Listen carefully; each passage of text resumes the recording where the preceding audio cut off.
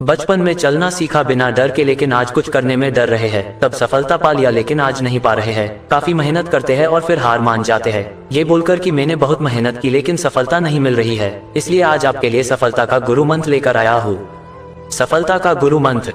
आज मैं आपको सफलता का गुरु मंत्र बताने जा रहा हूँ। एक ऐसा मंत्र है, अगर आपने अपनी जिंदगी में यह उतार लिया तो आपको कोई भी दुनिया में सफल होने से रोक नहीं सकता, क्योंकि यह एक सच्चाई है जो मैं आपको आज सुनाने जा रहा हूँ। जब एक चिड़िया का बच्चा अपने घोंसले से बाहर निकलता है तो उसके पंखों में जान नहीं होती है। भूलने की बहुत कोशिश करता है लेकिन जरा सा उड़कर फिर से गिर जाता है। पहली बार अपने पंखों को खोलने की कोशिश करता है मगर उड़ नहीं पाता है। वह फिर से पंखों को खोलता है और उड़ने की कोशिश करता है लेकिन फिर से गिर जाता है। उड़ता है और फिर गिरता है, फिर उड़ता है, फिर गिरता है। ऐसे ही वह एक बार नहीं, 100 बार नहीं बल्कि हजारों बार वह उड़कर गिरता है लेकिन वहाँ कभी उड़ना नहीं छोड़ता है। लेकिन एक समय ऐसा आता है वह अपने पंखों से उड़ना सीख जाता है। अपने ही खुद के दम पर आसमान की ऊंचाइयों को छूने लगता है। आसमान का बहुत सपना देख रहा था, उस आसमान को छूने लगता है। आसमान को अपना बनाने की कोशिश करता है। खुद के पंखों की दम से जहाँ तक उसकी नजर जाती है और देख सकता है वहाँ तक उड़ने की कोशिश करता है। दोस्तों, अगर जिंदगी में उड़ना सीखना है तो आपको गिरना भी सीखना होगा। आप भी उसी चिड़िया की तरह हजारों बार गिरोगे। इसी से एक ना एक दिन आपके भी सपने पूरे होंगे। आपको गिरकर फिर से उठना है और फिर आगे बढ़ना है। क्या आपको याद है आपके बचपन के दिन जब आप पहली बार चलना सीखे थे? हो सकता है आपको बहुत दिन अभी तक याद ना हो क्योंकि वह बचपन की बातें थी, लेकिन मेरा यकीन मानिए दोस्त, आप भी कितनी बार, हजारों बार बचपन में गिरे होंगे और अपनी चोट भी खाई होगी। उसके बाद आपने भी चलना सीखा होगा।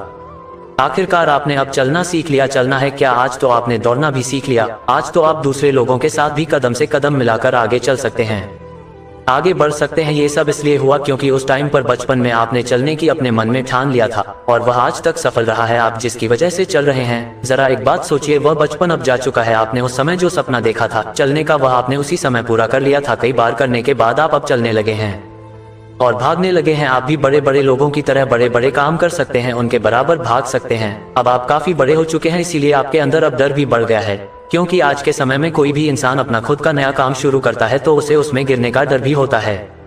ये डर बचपन में किसी के भी मन में नहीं होता था, इसलिए वह बिना डरे आगे चलने की कोशिश करता था। आज भी आपको वही करना है। इतना डरना नहीं है किसी भी चीज को लेकर। अगर आप अपना काम भी स्टार्ट कर रहे हैं या आप कहीं जॉब पर जा रहे हैं या कुछ भी आप नया करने जा रहे हैं जिसमें आपको डर लग रहा है, एक बार फिर से सोचिए, बचपन में जब हम किसी भी चीज को लेकर, किसी भी काम को लेकर, खेलने से लेकर हो या कहीं जाने का हो, तो हमें उस समय कोई डर नहीं रहता था। हम भागे भागे बड़ी खुशी से वह काम और खेल को पूरा कर लेते थे और उसमें सफल भी होते थे।